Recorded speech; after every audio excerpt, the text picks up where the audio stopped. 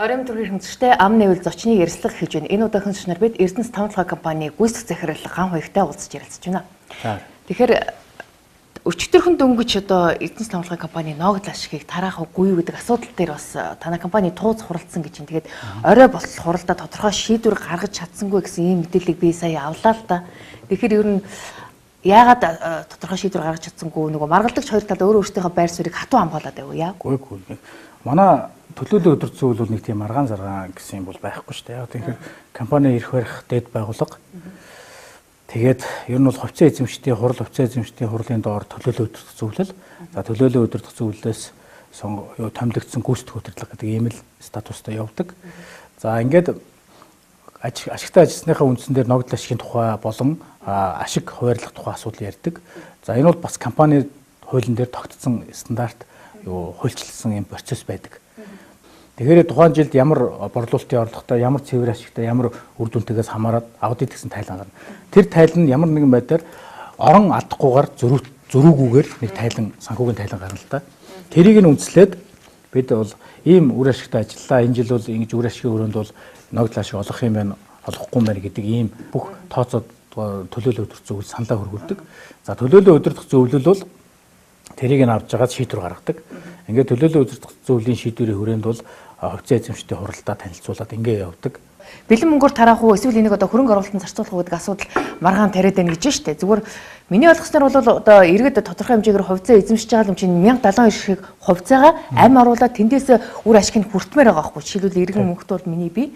Тэгэхээр бүх иргэд энэ хүлээлттэй байгаа тохиолдолд бэлэн мөнгөөр тараах уу эсвэл одоо хөрөнгө оруулалтанд зарцуулах уу гэхээр нэг ёсондоо нэг төрд би нэг хандивлчих гэдэг юм шиг өөрийнхөө хувьцааг тийм сэтгэл надад төрөөд байна л да. Энэ дээр юу тайлбар? Нэг бол хэлэх ёстой.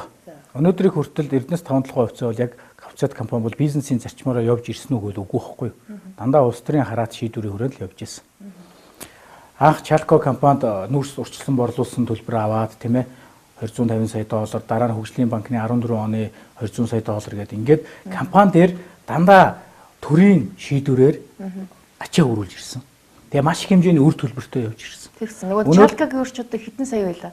250 сая доллар. Тэгээд өнөөдрийг хүртэл хугацаанд компани 680 орчим тэрбум төгрөгийг хүү болон хүүгийн алдагдал ингээд хохирол төлж ирсэн байдаг байхгүй юу? 680 тэрбум төгрөгийн 18 оны 10 дугаар сарын 26 хүртэлх хугацаанд нэгэсэндээ зээл төлөөл явуулсан. Дандаа зээл төлөөл ерөөсөө байнгын хасах баланстай гараад хасах баланс гэдэг нь компани өөрийгөө санхүүжүүлэх ямарч боломжгүй 16 оны хүртэл болсон. За 16 онд бол анх удаа компани 30 гаруй тэрбум төгрөгийн цэвэр ашигтай ажилласан. За. Энэ бол мэдээж үнийн өсөлт байгаа бүтээгдэхүүний энэ азтай үе тохиосон. Нүүрсний үн өсөд тийм тодорхой хэмжээнд өсөд. Ингээд энэ өсөлтөн дээр бол компани яг менежментийн гүйцэтгэх шинэ удирдлага солигдож орж ирсэн. За энийг бол бас маш соргоор ашигласан, хамгийн түрүүнд хэмнэлтийн хорим явуулсан.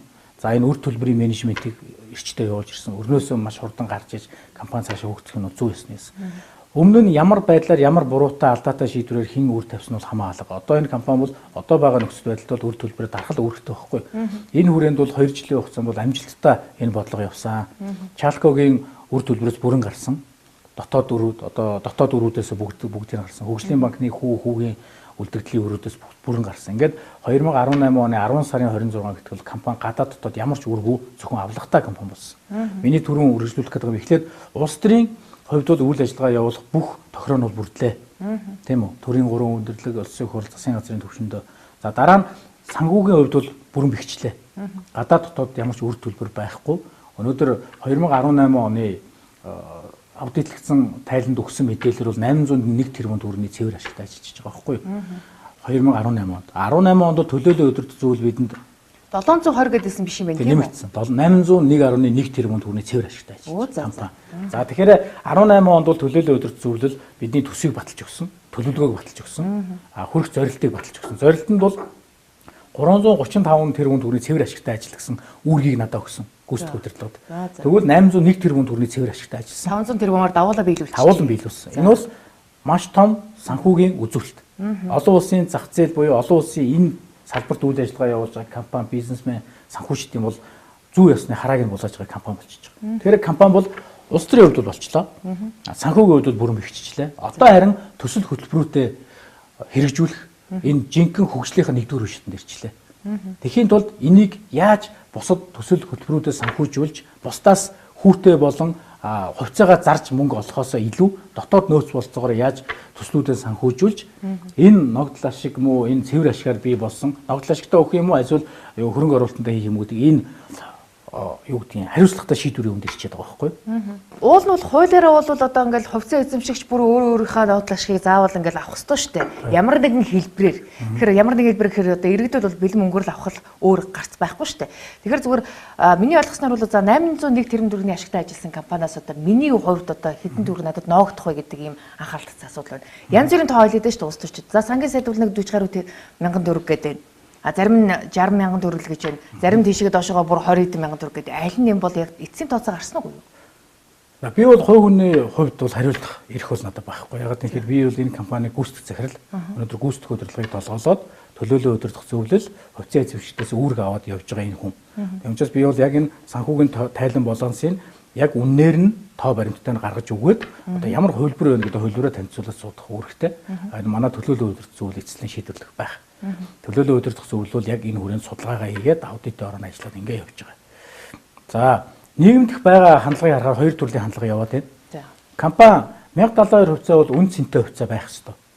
Анх л засаг шийдвэр гаргаад одоо энэ Норвегийн сан, Швейцарын хөгжлийн сан гэдэг энэ төр шиг баялагын сан хэлбэртэй явуулаад эндээс баялагаас орсон орлогыг иргэд бол иргэн болгон тэгш хэрэгтэй. Тэгш хэргийн өрөөнд байгалийн баялагаас орсон орлого тэгш хуваарлагдаж явах үүрэгтэй байхгүй. Энэ үүргийг бол төр хэрэгжүүлэх хүрээнд энэ хувьцааг санаачилж иргэдэд өгсөн. Үнэгүй өгснөөр л үн цэн муутай байгаад байгаа юм. Үнэгүй өгснөөр. Жишээ нь би энэ халдваг юм уу энэ аяг хийдэг компани хувьцаа худалдаж авсан бол нэг төгрөгч байсан би ногдол ашиг авал ашигтай байгаа хэмжээр энэ нэг төгрөг тухайн жилдээ өгчих юм бол энэ хэмжээгээр өөрийнх нь хувьцаа нь өсчих байхгүй үнэлгээ. Энэ удаа бол өнөөдрийг хүртэлх хугацаанд 3-4 удаа харилцаанд оруулсан байдаг. Худалдаж авсан. Төр дэхтэй хувьцааг нь худалдаж аваадсан байхгүй. 1072 хувьцааг нь тэр чигээр нь ахмадуудаасаа худалдаад авсан сая төгрөгөөр тийм үү. Хөгжлийн бэрхшээлтэй иргэдээсээ худалдаад авсан засаг мөнгө гаргаад 700 гаруй сая хувьцааг худалдаад авсан.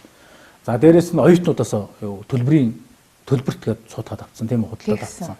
За дээрээс нь сүүлд сая 2016 онд 300 мянган төгрөгийн сайн хувьцааг худалдаад авсан. Ингээд 4-5 удаа авахдаа ногдол ашиг өгөөгүй.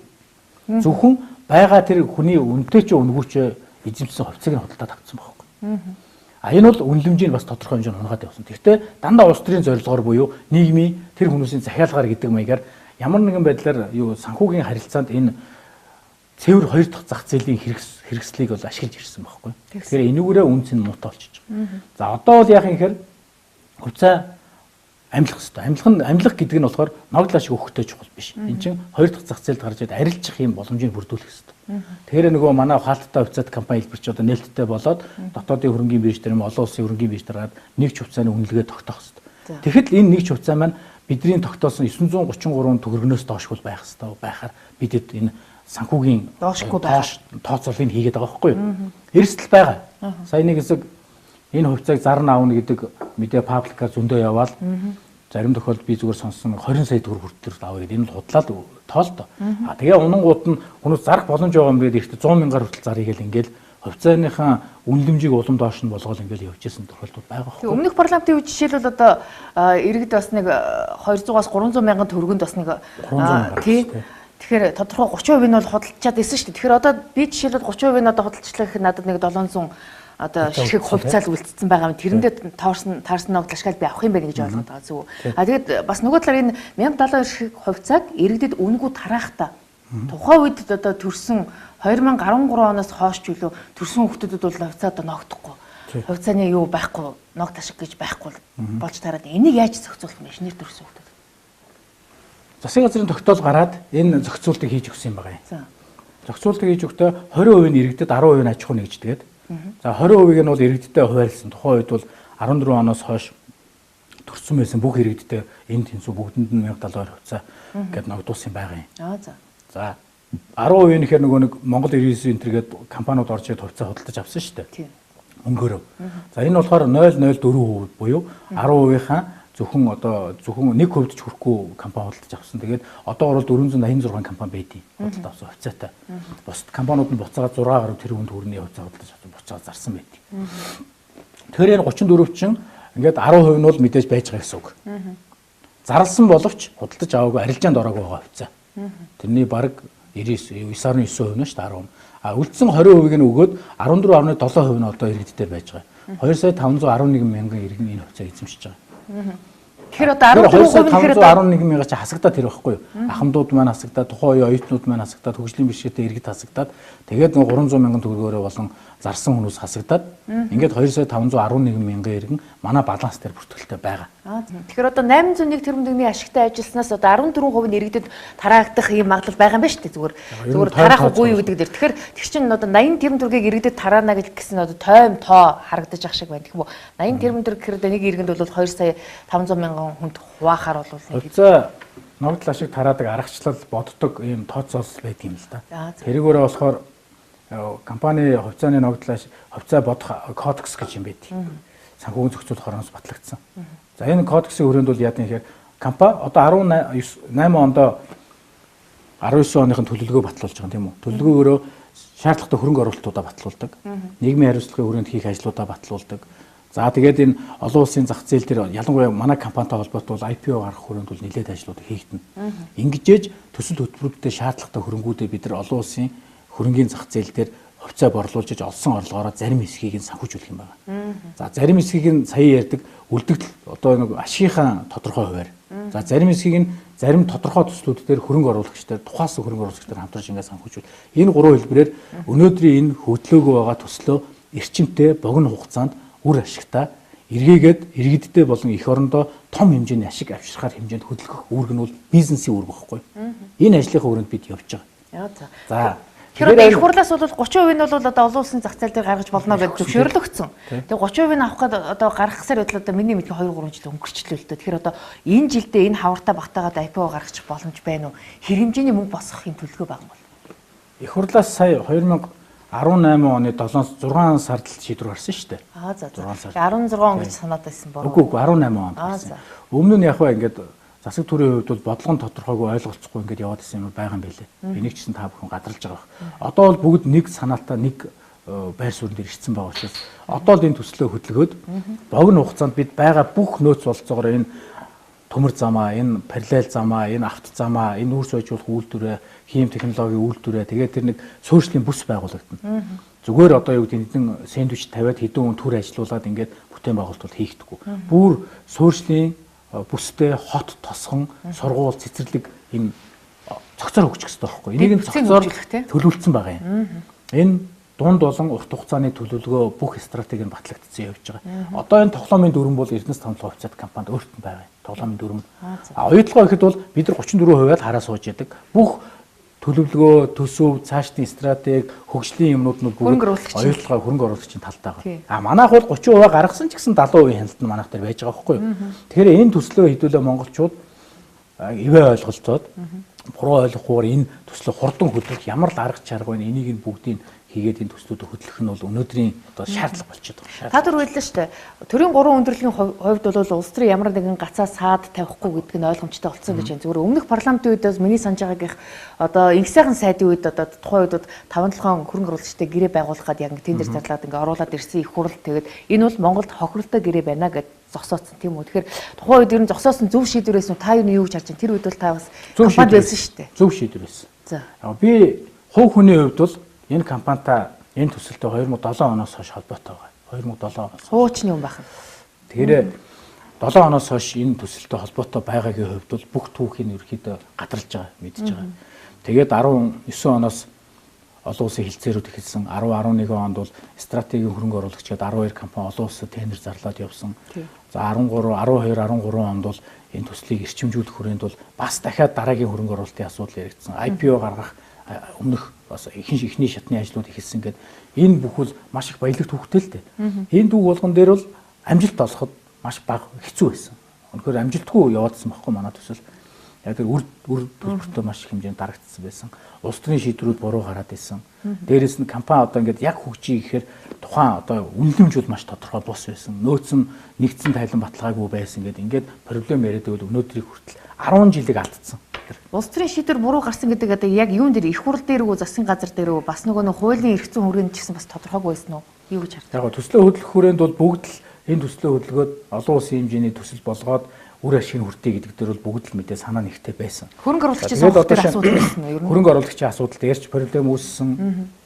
За компани тавьж байгаа шаардлагууд ч гэсэн бас хит нэг талыг нөгөө нэг хөрөнгө оруулагч талын ашиг сонирхлыг хит тусгасан хэд хэдэн удаагийн процессыг явагдсан шүү дээ. Одоо шин 400 сая доллараар Эрдэнэс тамтлагын хувьцаат компанид зөвхөн 33% үлдээгээд бусдын одоо 67% нь авахар юм хэлцээрүүд төрөл хийгдэж байна. Шудраг оюутан 10-аас л орох гэж байсан биз дээ, тий? Явагдажсэн. Тэгээ борлуулалтын бүх эрхийг өөр компани дээр аваад ингэж хийх ийм хувилбарууд бол зөндөө явагдажсэн. Энэ бол нэгэнд түүх болоод өнгөрцөн. Одоо бол хөгжлийн маш таатай нөхцөл төр ирсэн байгаа учраас тэрийг эргэж харахаасаа илүү дахиж ингээд 10 жил алдахгүй юмсан. Энэ нөхцөл дээрээ энэ байгаа байр суурийг хадгалаад урагшаа хөдлөх том төлөвцийг бий болгохын тулд ажиллаж байгаа. Энэ дээр бол манай уул уурхай хүн төлөвлөрийн сайд Сумын газар сайд бол санаачлаг гаргаад зүтгэл гаргаад үнэхээр энэ төслийг хөдлөхийн төлөө бол өдрөжин шүнж нойр хоолгүй явж байгаа.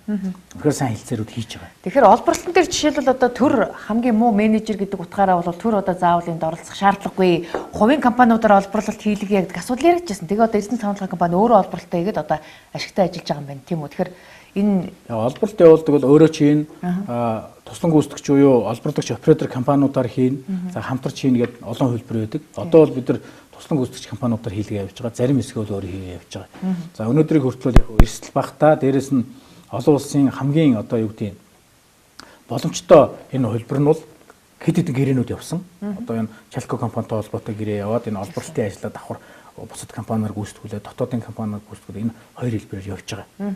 Тэгэхээр бол олборлолтоо бол монголчууд өөрсдөө хийх бүрэн боломжтой юм байна. Олборлолтын хүнд уул уурхайн техник тоног хөрөнгө бол байгаа юм байна гэдгийг нь бол эндээс харж болох юм байлээ. Тэгээд төр бол муу менежер биш гэдгийг бол бид сая 2 жилийн хугацаанд бол харуулсан гэж ойлгож байгаа. Энэ хэмнэлтийн системийг энэ санхүүгийн сахилга хариуцлагыг тийм ээ. За энэ асуудлыг сайн хийж чадаагүй. Дээрээс нь энэ үнийн өсөлтийг өсөлт хэлбэрээр нь барьсан. Энэ 2 жилийн хугацаанд бол тогтмол өсөж исэн биш. Зарим удирдлуудад бол үн маань унжижсэн. Энэ үед нь үнийг яаж доктортой барих уу, өсөлттэй байх уу гэдэг энэ менежментийн одоо маркетингийн бодлогыг бол бид барьсан. За энэ үнийн нээлттэй бодлого буюу нээлттэй үнийн сонгон шалгуулалт яваад хамгийн техникийн шаардлага өндөр хангасан, өндөр үнэ санал хэлсэн компаниудаа сонгох маягаар явсан. За гуравт нь жижиг худалдаа өгчүүд дундын зуршилт байхгүй, зуршилтч нарыг байхгүй болох төлөөр айгүй маш их ажлууд хийгдсэн.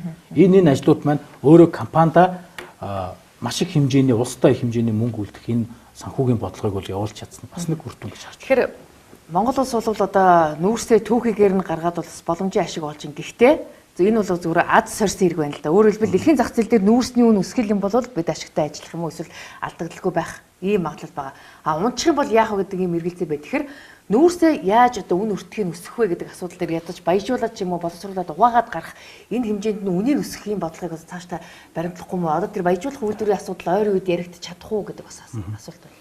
2011 онд 12 онд 2 техник эдийн засгийн үндэслэл батлуулсан. Баруун зүүн санхин. Энэ техникийн үндэслэлээр бол хоёулын дээр нүүрс баяжуулах үйлдвэрийг бол 2-оос 3-аас 5 жилийн хугацаанд бол барьж ашиглалтанд оруулж за энэ эцсийн бүтээгдэхүүн буюу нэмэн хүртэх шимтсэн бүтээгдэхүүн үйлдвэрлэж борлуулах тухай асуудал байж байгаа байхгүй. Тэгээ энэ хугацаанд юу болсон гэхээр эдийн засгийн хямралууд явсан. Нүүрсний огцон уналтын үед явагдсан.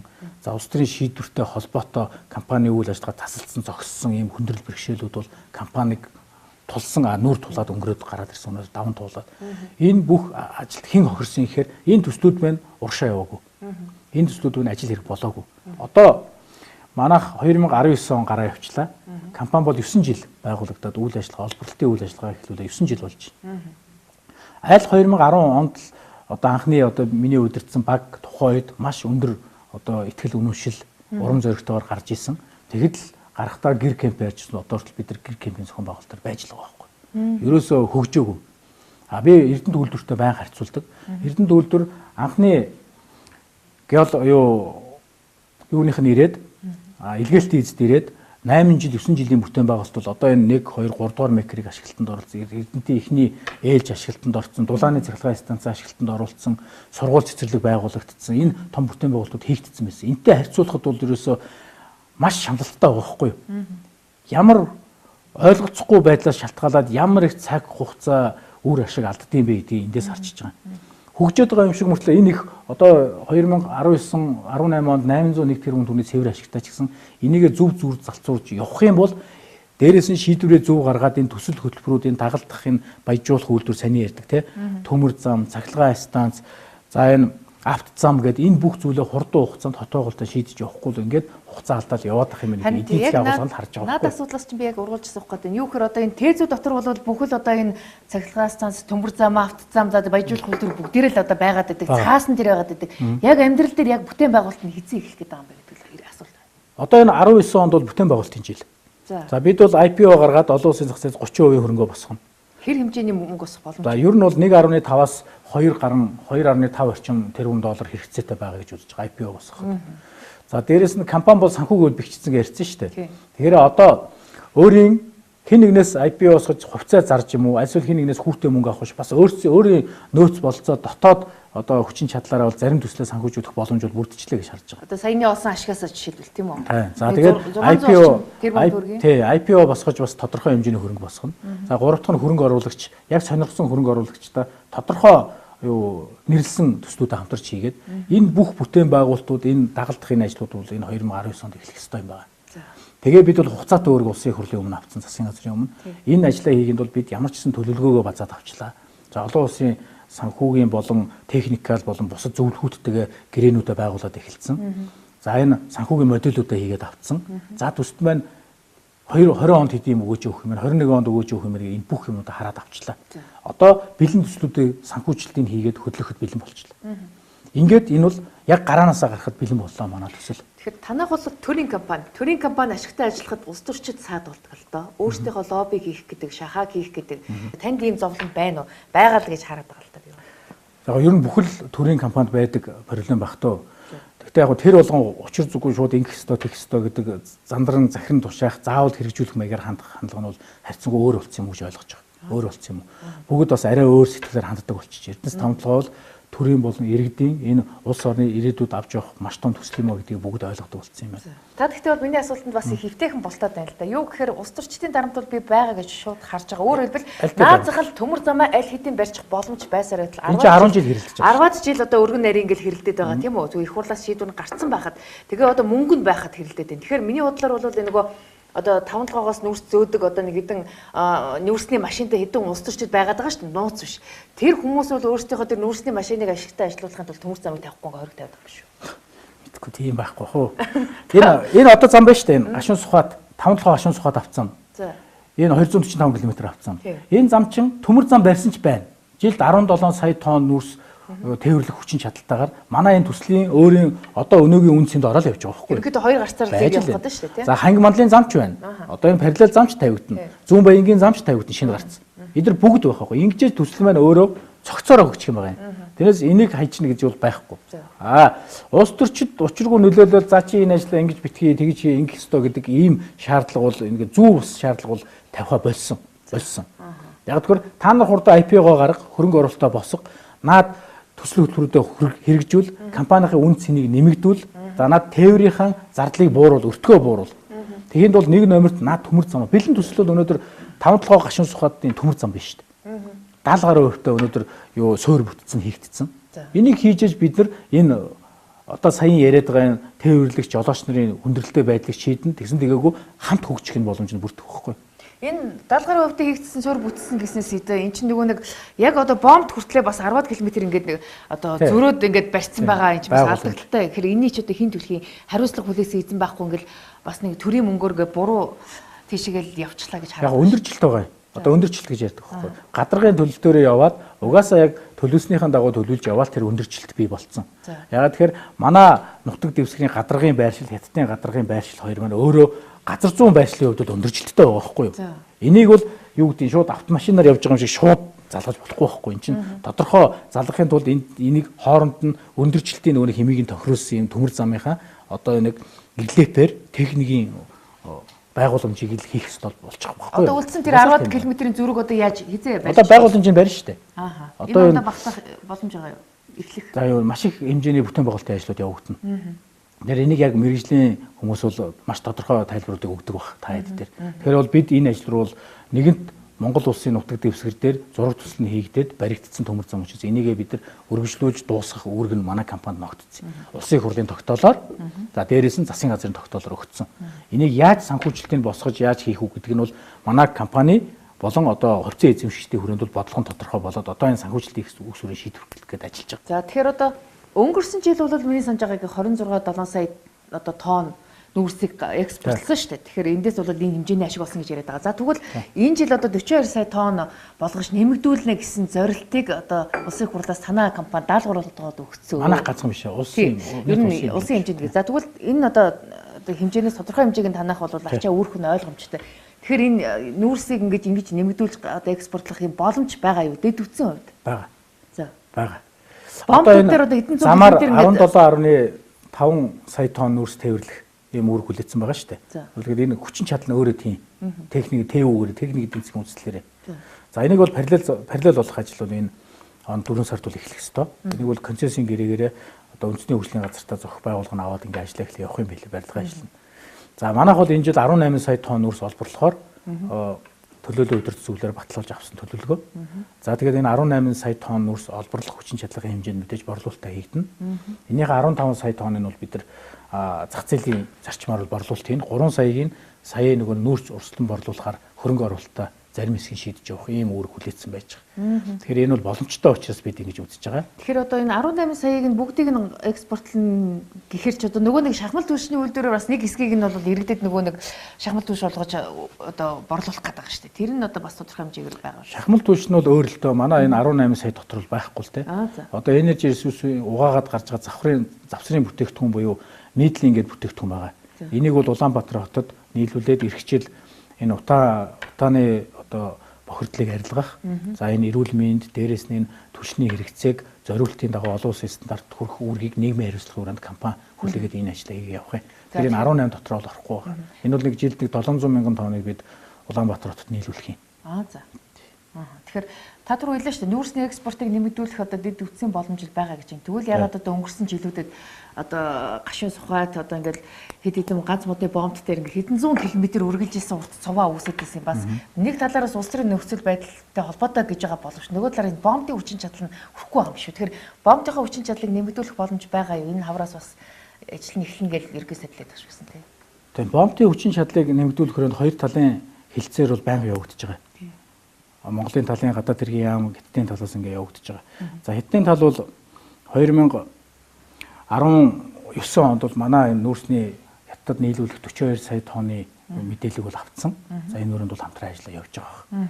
За нэвтрэн өнгөрөх чадвар бол харьцангуй олон зүйлээс шалтгаалдаг.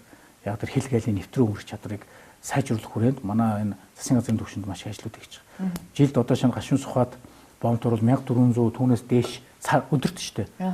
Тээвэр нэвтрэн өнгөрөх хүрээнд бол бас хилцээ хийсэн юмнууд ч гэсэн байж идэв. Тэгээ энэ хилцээрийнхээ үр дүнгуудыг бол хангаа явна биз. Тэгээ компани бол ямар ч хэлсэн төлөвлөгөөнийхөө хүрээнд бол олборлолтоо яг төлөвлөгөөнийхэн дагуу за тэгээд олборлолтоо борлуулалтаа ингээд ямар нэг өдөр саадгүйгээр өнөөдөр хүртэл явж байна. Энд бол саад учирсан юм алга. Нүүрс борлуулах үнэн дээр одоо жишээлбэл энэ оны төсөвт одоо хэдээр борлуулах гэсэн тийм чиглэл өгсөн байгаа байна. За бид бол $80 одоо компани 71.2 кокс чүнүрсийг $71.2 борлуулж байгаа шүү дээ.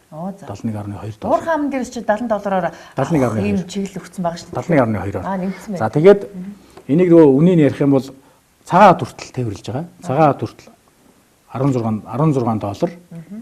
За тэгээд цагаат дээр ачиж буулгах 1.3 тээврийн зарлаа нэмээ явчих. $3 яг л тэнд бас ачиж буулгаад за тэгээд цагаатнаас гашуун сухатын бомбт гаргаж байгаа. За тэнд бас нэг 10 хэдэн доллар. Ингээд ер нь бол бид бол тийшээ гаргахад нэг $100 хүргэж байгаа. Нэг тонн нүүрсийг зарж байгаа. Тээврийн зардал нь $30 болчиход байгаа юм байна. Тийм, тээврийн зардал тэгээ одоо нөгөө Хятадын хил гайлын зардал мат гээд $130 бид нар өгж гин гэсэн үг. Тээврээ шингээх юм бол. За тэнд бүтээгдэхүүн хэдээр зарагдаж гин гэхээр яг угаасан бүтээгдэхүүн бол баг энэ хавцаар зарагдаж байгаа. Одоо энержи ресурс. Тэгтээ яг нэмж юу орох юм гэхээр эдгээр нөгөө угааж баяжуулсан зардал нь орно. Дээрээс нь угааж байжуулахаар тодорхой хорогдол гарна. Ингээ явахаар бол дүндээ дүн болж байгаа юм. Компани бол ямар ч хэлсэн ганц гашуун сухат дээр бол алдагдaltaа бол зарахгүй байгаа. Илүү үнээр зарж ийн гэд хэлчихэд баг болно. Тэр бол энэ дээр бол үнийн хувьд бол бага үнээр зараад эрсдэл хүлээгээд байгаа юм бол байхгүй. Энэ жил бол одоо Монголын нүүрсийг одоо хятад авахгүй байх вэ гэсэн болгоомжтой гайгүй болов гэж хараад байл та. Зүгээр яг нэг талаараа улс төрийн нөхцөл байдал эерэг талтай байгаа. Нөгөө талаас Австралид бас одоо энэ байгалийн гамшигаас болоод ер нь нүүрсээ бас хангалттай хэмжээнд экспорт чадахгүй байгаа учраас бас Монголоос авах нөхцөл үүсэж гин гэж харж байна. Гэхдээ нөгөө талдаа бас Оросууд бас нэлээд хүчтэй өрсөлдөгч шүү дээ. Тэгэхээр яаж одоо үнийн хувьд л өрсөлдөхөөс аргагүй юу? Яаж одоо компани маркетингийн хувьд л ер нь шинэ гарц бол маш чухал байгаа манад. Ганцхан гарц дээр бүгд төвлөрөө тэнд бас тээврийн дамжин өнгөрөх ингээ бүх хүндрэл бэрхшээлүүдийг тэнд авч оголчод байгаа байхгүй. Эндээс гарахын тулд ерөөсө гарцсан шинэ гарц. Хятад руу шинэ гарц, цаашлахад бүр Оросын холбооны ус 3 дахь орн руу шинэ гарц нээх нь бол компани хамгийн том стратеги байгаа. Энэ өрөөнд сая 18 онд бол бид шинэ гарц гарах хүрээнд бол Оросын холбооны ус Владивосток те Ванино гэдэг бомбуудаараа гаргахаар бол хэд хэдэн ажил бол орлого хийсэн. Даан чин тээвэр логистикийн болон одоо энэ зам харилцааны асуудал хүндрэлтэй байгаа. Бид бол одоо чинь чойр хүртэл 400 гаруй км шорон зам байгаа гэх мэтлээ энэ тээвэр логистикийн асуудал энэ дээр маш хэмжээний эрсдэл болон эдийн засгийн бүр үр өгөөж тэндээ шингээж байгаа учраас шинэ гарц гарах асуудал хүндрэлтэй байгаа. Тийм учраас богино хугацаанд энэ төмөр зам, авто зам тийм ээ энэ баяжуулах үйлдвэр за энэ нүүрс хийм технологийн үйлдвэрээ энэ барих бүтээн байгуулалтын ажлууд руугаа өөрийнхөө бүх болцоо байгаа нөөцөөрөө дайрж орж энэ төслүүдэд хөдөлгөж үр дүн хүргэх нь бол компани энэ дэргүүний зорилт болчиход байна л да. Бизнесийн утгаараа бол 3 дахь зах зээлд гарах нь бас ерөн зөвөр нүүрсээ найдвартай борлуулах нэг гарц л та. Тэгэхээр Оросоор юм уу Хятадаар дамжиж 3 дахь зах зээл рүү гарна штэ талаар руу гарна. Тэгэхээр дамжин өнгөрөх тэр одоо гэрээ хэлцээрийн асуудал ер нь аль төвшөнтэй явуул. Гайгүй болоо. Оросууд бол өөрсдөө нүүрс ихтэй учраас бас Монголоос тэр болгон аваад авах, тогтмол авах эргэлзээ байна штэ. Тэгэхээр энэ дээр яах вэ? Оросод бол нэг онцлог байдаг. Манай эрчим хүчний нүүрсийг илүү сонирхтой тавталгаа. За ихлэг нүүрс тийм. Үгүй яг ихлэг өндөртэй өндөр хард кокинг болоо чулуун энэ кокс ч шүү дээ тийм үү. Энийг бол харьцангуй бага эрчим хүчний нүүрсийг сонирхдаг. Тэгээд угааж баяжуулсан тохиолдолд худалдаж авах ийм л нөхцөл бүрддэг юм л да. Тэгхгүйгээр яг түүгээр Орос руу гарна гэж бол ойлголт байхгүй. За тэгээ эрчим хүчний нүүрс бол тэнд маш их хэрэгцээтэй байдаг. Тийм учраас энэ захиалгаа ч гэсэн бид нар төгдөг. Хэрвээ Оросын зах зээл рүү энэ логистикээр холбогдсон явчих нь манайх өндөр үр ашиг бий болох нөхцөл бол хангалттай бүрдэх юм байна. Даан чи логистикийн асуудал хэцүү байгаа учраас энийг ойрын хугацаанд шийдэж яриад байгаа тэр. За хоёр гэдэг маань юу толгойтой эдийн засгийн ус улс төрийн хүрээнд бол асуудал гайгүй. Одоо энэ төмөр зам алга шүү дээ тийшээ. Бид нар тэр олон 10 сая тонн нүүрсийг энэ шорон замаар тээвэрлээд цаашдаа энэ чойр хүргээд чойроосоо цаашаа Орос руу хүргээд гаргаад энэ бүх нөгөө тээвэр зам тарифийнх нь үнийг дагаад тэнд очиж бизнес хийгээд мөнгө олно гэдэг бол хүндрэлтэй асуудал байхгүй. Энэ бол бодиттой зүйл. За Оросын тал бол үнэхээр манайхтай хамтарч ажиллагаад хэд хэдэн удаа хэлцээр хийсэн. Сая 100 ч гэсэн 2018 оны хавар намар Оросын холбооны улсын тээврийн сайд ирж байгаа, гадаад иргэн сайд ирж байгаа тийм ээ. Эдгээр юу ярьж байгаа гэхээр ерөөсөө энэ тээврийн хөнгөлтийн тарифыг Монголд 75% эдлүүлээ гэдэг ингээд гарын үсэг хүмүүсийг хүртэл зураад ингээд явцсан байна. Гэхдээ наадад нь бид нар өөрсдөө дэд үтцийн холбоосоо хийж өгөөгүйгээс шалтгаалаад манай асуудал нь манадаа үлдчихэд байгаа байхгүй. Төмөр замаа бариг өгөөс. Төмөр замаа бариг. Дээрээс нь одоогийн байгаа энэ төмөр замын төв шугам байна шүү дээ. Одоо энэ Орос руу гарч байгаа. Төв шугамын хүчин чадал ч гэсэн өөрөө бас тодорхой ухамсартай байдаг. За тэгээд тэрийг тээвэрлэх хөдлөх бүрэлдэхүүн гэдэг ингээд манад бас Монгол талаас хөгжлийн хувьд шийдвэрлэх санхүүгийн одоо хомсдолтой байгаа энэ ажлууд бол бас зөндөө байгаа байхгүй. Миний харж байгаагийн бас нэг өөр шалтгаан байгаа болов уу гэж хардаг. Өөрөөр хэлбэл одоо Монгол улсны тавталгоо дээр олон улсын хөрөнгө оруулагчийг сонгох яг нөө тендер яг зарлж явах тэр үед Оросудаас өөртөө оролцох сонирхлоо илэрхийлсэн шүү дээ.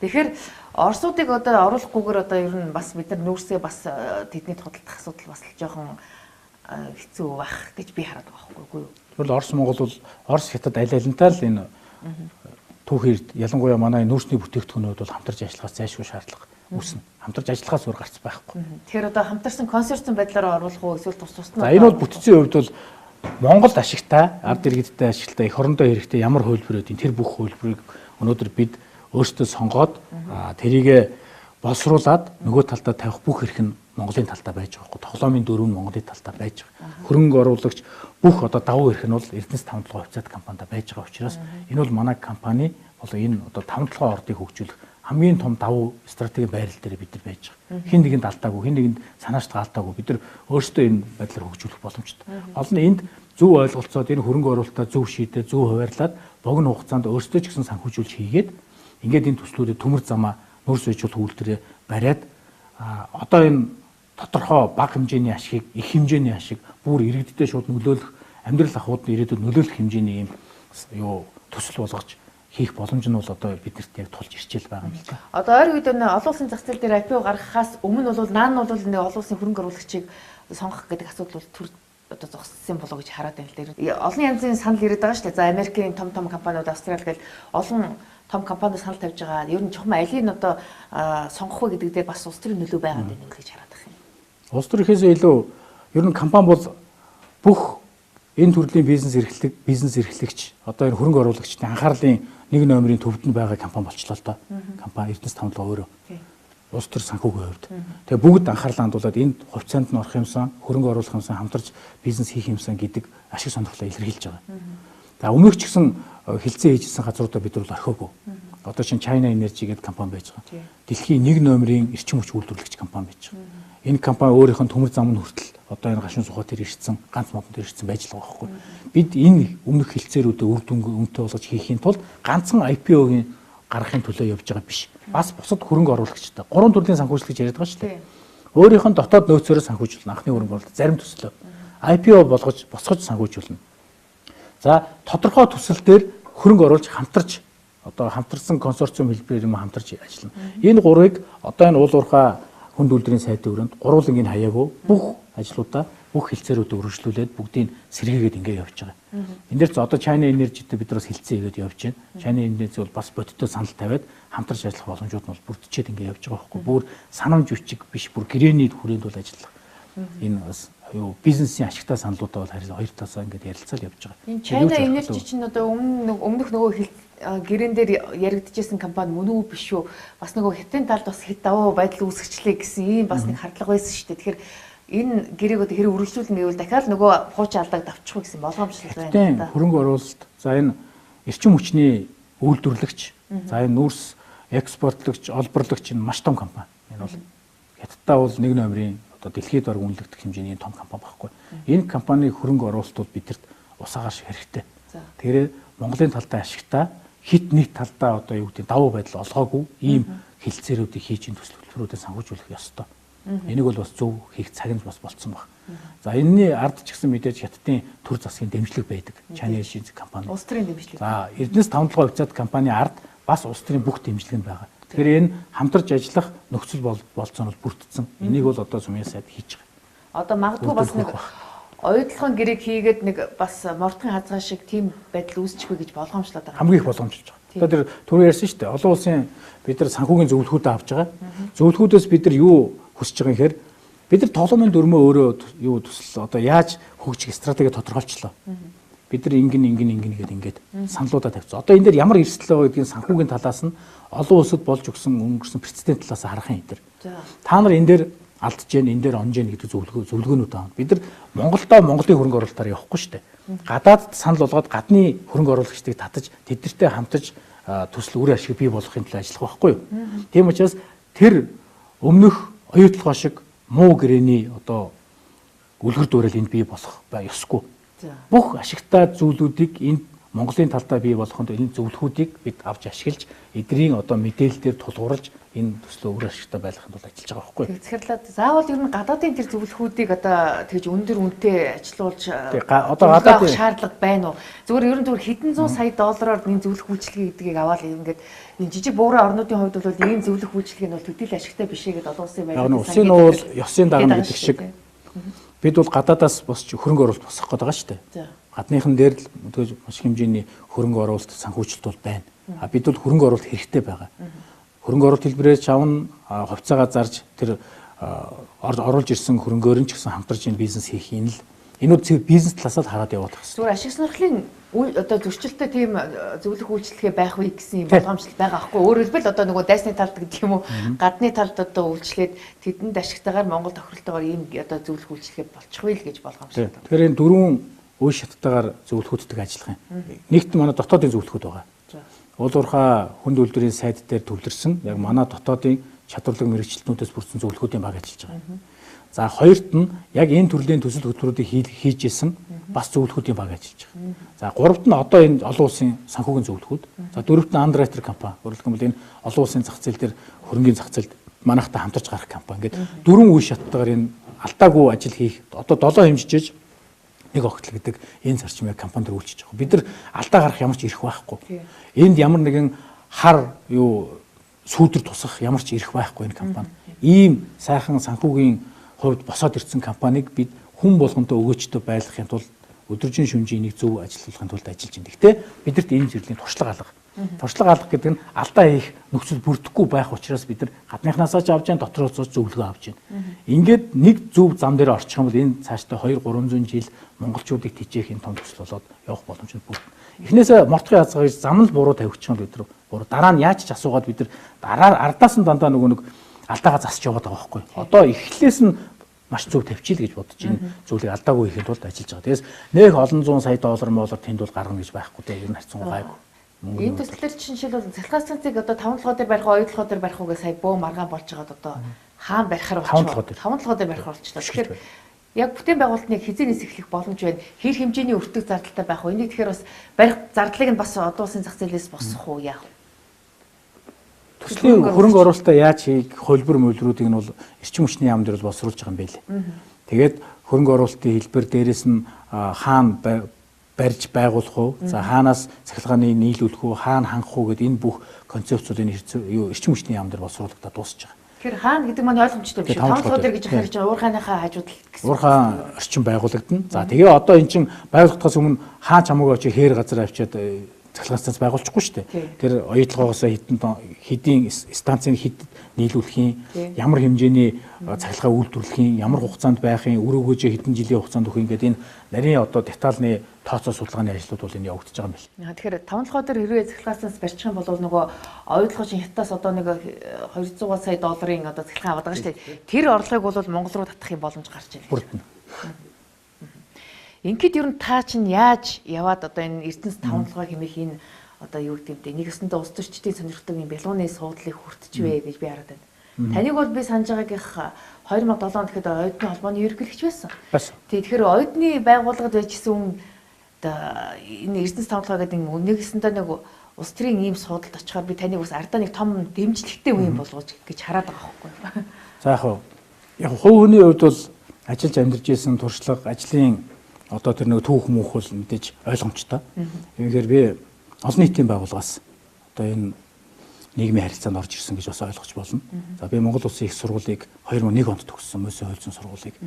За төгсөөд энэ олон нийтийн байгууллагад ажиллаж 2007 онд Эрдэнэс MGL энэ компанид ажиллах энэ боломж олдсон юм. Тухайн үед бол Эрдэнэс соёлын эрчим хүчний сайд зоригт энэ компани анхны гүйцэтгэх сахилаар ажиллаж исэн.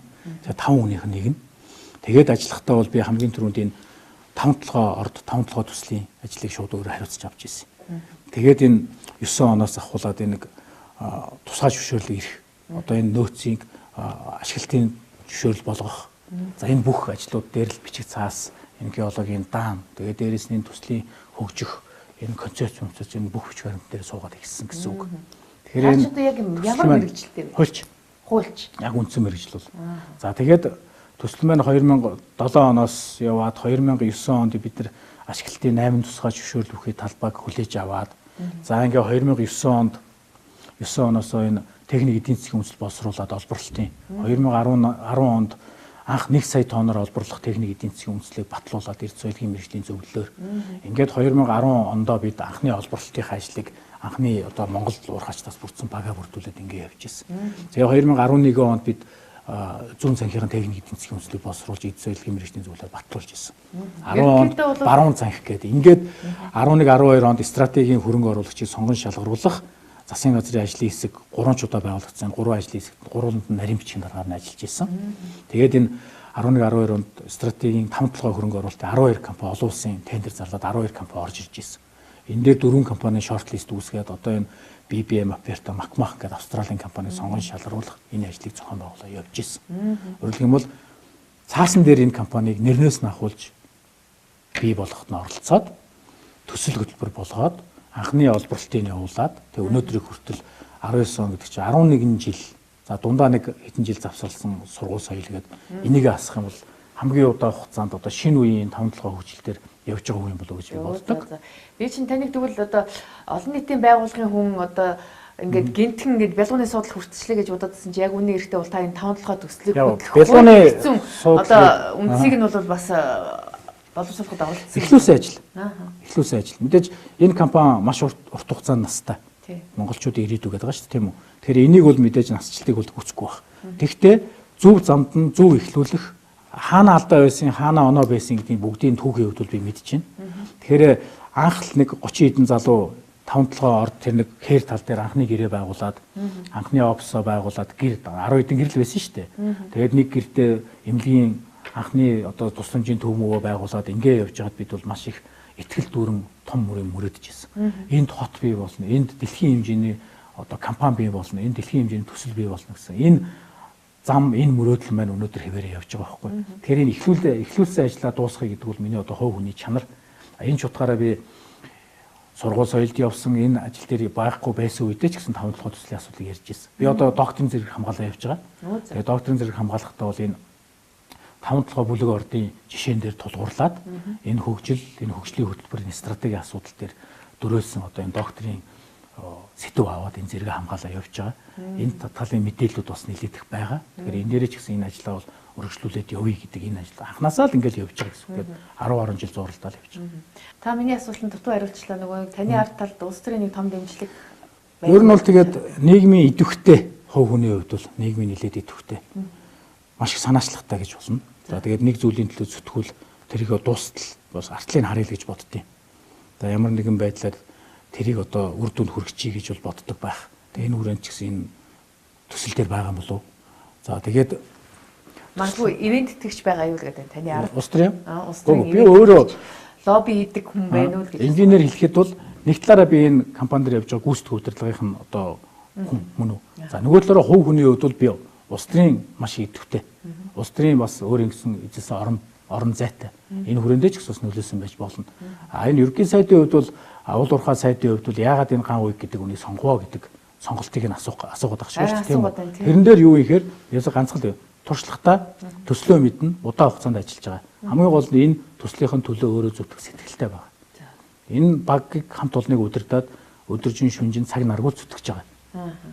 Тэгэхээр энэ бол үр дүнд хүрэх байх. Одоо ч үр дүнд хүрээл явж байна. Яг бол энэ компани нээлттэй байх ёстой. Тэгвэл 17 онд 461 тэрбум төгрөгийн цэвэр ашигтай ажиллажлаа. Энэ бол манай хамт олон манай уурхачдын хийсэн бүтээл үр дүн мөн.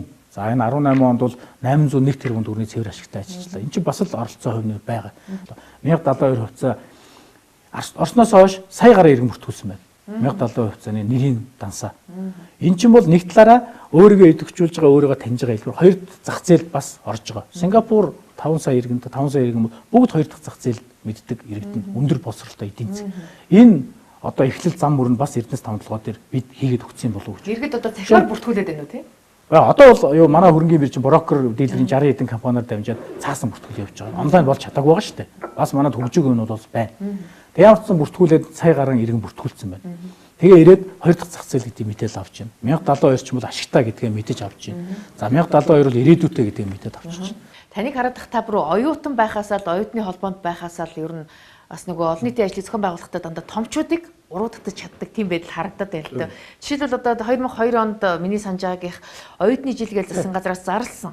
Тэгээд тэр оюутны жилийн нээлтийг ерөнхий сайд намбарын их баяр нээгээд хаалтыг нь ерөнхийлөгч хааж ах шиг гэсэн баг бантгой хааж ах шиг санагдсан. Тэгэхээр тэр томчуудыг та энэ одоо тэр өөрийнхөө арга хэмжээнд гэж оролцуулж чадна гэдэг чинь бас нэлээд лобби хийж чадах амбицтай байх уу? Авьяастай энэ гэх юм уу те. Амбицтай юу тэрийг нь бол яаж ер нь сайн хамт олон бүрдээд хийх ажлаа өндөр хэмжээнд зохион байгуулад тэр ажилд нь төрийн өндөрлөгч вэ, иргэдч вэ оюутнууд идэх санаачлагтай оролцоно гэдэг бол тэр ерөөсөө цэвэр тэр ажлын чанарын л асуудал яригдчих. Тэрнээс зүгээр тэрний төлөө нэг оюутны нээлтэн дээр ороод хаалтан дээр орно гэдэг чинь зүгээр нэр хүнд олохын төлөө ерөнхийлөгч ерөнхийсэд очихгүй байхгүй да. Ач холбогдол өгүүлж чадсан л байхгүй да. За яг хуу та төрийн өндөрлгүүдийг өөрийнхөө зохион байгуулж байгаа хэмжээнд оролцуулж чадсан. Бас нөгөө талаараа та бас шахалт үзүүлсэн л та улсын хувьд бол миний санаж байгааг тухайн үед бол би сэтгүүлч байсан. Танай оюутны холбооноос нэлээд хэдэн удаа жагсаал цуглаан хийгээл төр засаг шаардлага хүргүүлээл одоо өөрсдийнхөө шаардлагыг ингээд хүлээн зөвшөөрлөх гэл нэлээд тэмцэж байгаа харагдсан. Тэгээд ер нь оюутны байгууллага улс төрчөөд байгаа юм болов уу гэж би бас тухайн үед бас өөрөө шүүмжилж мэдээ бэлтгэжсэн л та. Тэгэхээр ер нь та нар бас тодорхой хэмжээгээр тийм улс төрийн нөлөөнд байсан болов уу гэж хараад байгаа л да. Ер нь нийгмийн хамгийн идэвхтэй бөгөөд хамгийн нийгмийн одоо санаачлагтай хэсэг нь бол оюутнууд шүү дээ. Манад бол харьцангуй бага байдаг байхгүй. Ер нь оюутан өөрийнхөө төлөө явж байгаа ч юм уу байдаг юм уу ийм л нөхцөл байдалтай тухайд байсан шүү дээ үнэ. А тэгэхэд оюутнуудыг бол идэвхжүүлж чадсан. Тэгвэл өөрсдийнхөө сургалт, өөрсдийнхөө сурах ирээдүй, сурах орчны төлөө тэмцэж чадсан байхгүй тухайд оюутнууд. Зөв зориг харж босч ирсэн. А ямар нэгэн байдлаар тэнд юу гэдэг оюутны сургалтын төлбөрийг үнэгүй болго энэ төр гэдэг ийм популист саналууд бол тавиагүй. Улс төрийн захиалга байгаагүй юу? Ер нь байгаагүй. Яг цэвэр сүүлийн үед анзаархад оюутны байгууллага, залуучуудын байгууллага дандаа нэг хин нэгний улс төрийн захиалгаар ингээд нэг жагсаал цуглаан ч гэдэг юм уу хэвлэлийн байгууллага хийдэг ийм байдал ажиглагдаад байна шүү дээ. Тухайн үед ер нь баг тэр үед эхэлсэн биш байгаа гэж би харддаг. Ер нь бол яг таны хэлсэн юм бол бүх оронд одоо ч гэсэн байгаа.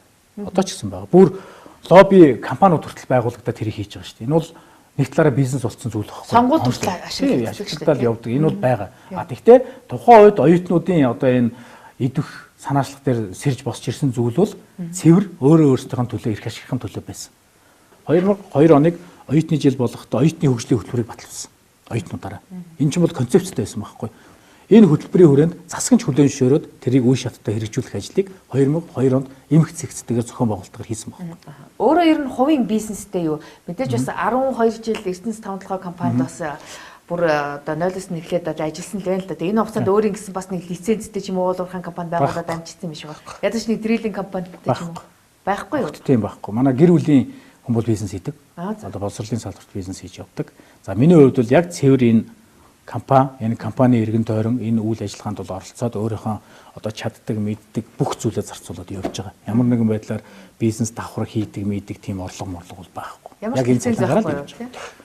Аваа гэж нэг Эрдэнэс тавталгаа уцаад компаниг үүсгэх захирал өндөр цалинтай гэж ярьдаг. Би чинь сар 6 сая төгрөгийн цалин авдیں۔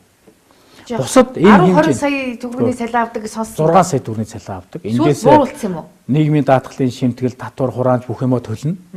Тэ? Одоо тэгээд юу банкны салбарын захирлын хэмжээнд л авдаг юм байна л да. Тийм, тэгж л авдаг л да. Тэгээд энэ хэмжээний үр ашигтай ажиллаж байгаа, энэ хэмжээнд дэлхийд үнэлэгдэж байгаа, өрсөлдөж байгаа компани CEO буюу гүйцэтгэх захирлын хувьд бол үнэхээр бага зүйл энэ бол. Гэхдээ энэ дээр бол миний хувь хүний хувьд бол нэг энэ бага заг энэ төр гэж нэг тийм юу гэдэг голсон мосон юм бол байхгүй. Яг гэвэл би ажилдаа дуртай. Энэ ажлыг хийгээд энийг үр дүнд хүргээд энийг зөв замд нь оруулах юм бол ирээдүйн намайг бас уртах магадлал өндөр байхгүй. Тийм учраас би өнгөрсөн зүйлийг бол сургамж гэж үзнэ. Сургамж бол алдаатай сургамжийг бол алдаж болохгүй. Оноотой сургамжийг улам боловсруулах хэрэгтэй. Одоо зүйлийг бол боломж гэж үзнэ. Энэ боломжийг би бусдад бүхний төлөө өөрийгөө зориулъя гэж бодож явж байгаа. Манай хамт олон ч гэсэн тэгж ажиллаж байгаа. Тэгэхээр 2 сарын 15-нд одоо хөрөнгө оруулалтын мэдүүлгийг та өгсөн л байх тийм үү? Тэгэхээр өнгөрсөн одоо 1 жил ч юм уу 3 жил сүүлийн 3 жилийн хугацаанд таны хөрөнгө оруулалт хэр нэмэгдсэн байна? За нэг олигтойч нэмэгдсэн байхгүй те. Гэхдээ компаниас авж байгаа цалин байгаа. Тэр цалингаар л явж байгаа шүү дээ. Та тэр хувийн бизнес эхнэр тань хувийн бизнес хийдэг гэсэн. Тэгэхээр боловсролын салбар тэгэхээр бодвол одоо хувийн сургууль цэцэрлэгтэй л гэсэн үг үү? Одоо та бүл хэдүүлээ вэ? Амбул сургуулаа. Сургуулаа 4 хүүхэдтэй гэсэн үг үү тий. Том нь 10 жилийн хүүхэд байгаа. Одоо хэдгээр анги вэ? Том 7 дугаар анги. 7 дугаар анги.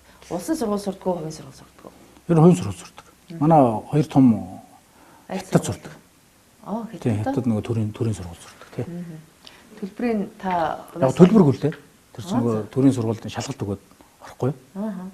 Яагаад дунд сургуульд нь одоо бол шүү дээ. Яг хар багасаа тэгээд тэр хүүхэд одоо би даа нэг хин одоо хоол цай яг биднэрт өөрсөнд нь биднээс гадна өөрсөнд нь хэрэгтэй л дээ тэгээд одоо хэдгээр анги хүүхэд 7 6 дугаар анги хүүхэд байна. Арай л балчир биш үү? Зүгээр шүү дээ. Тэнд тэгвэл эсвэл хамаатан садан чинь байгаа юм уу? Дотор байранд.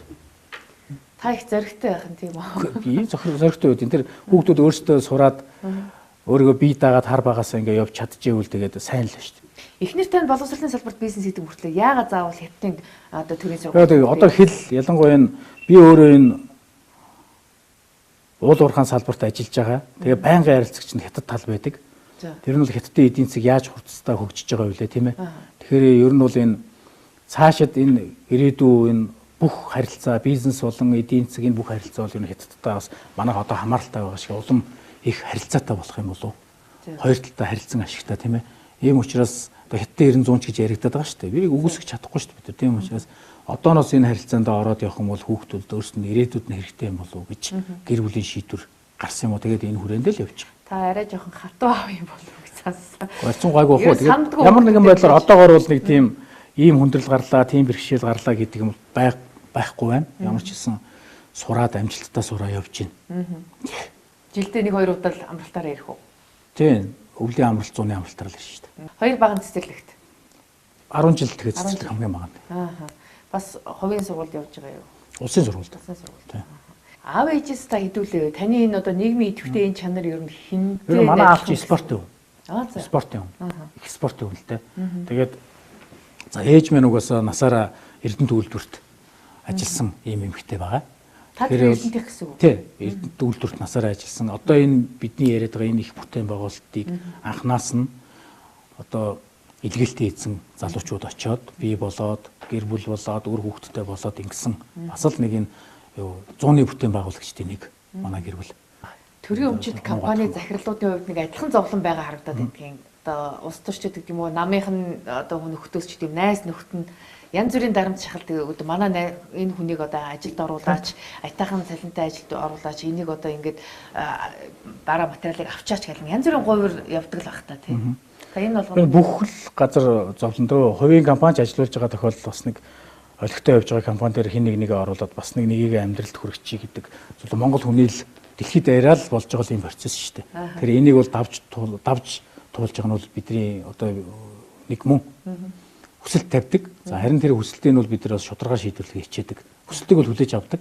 Гэхдээ тухайн хүн маань ямар хүн байхаа шалтгаалаад манай компанийн сонгон шалгаруулалт за альсвал одоо урьдчилсан маягаар одоо тест мест ярилцлага авах энэ юмнуудаа явуулаад шаардлага хангуул ажлын байранд энэ тавина.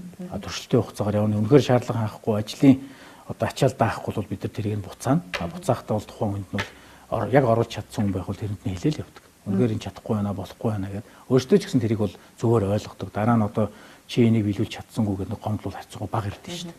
Та ер нь зүгээр дараагийн сонгуульд нэр дэвшгөө ер нь улс төрлөө орё гэсэн бодол байна уу? Яг ганц нэг асуулт бол байдیں энэ дээр.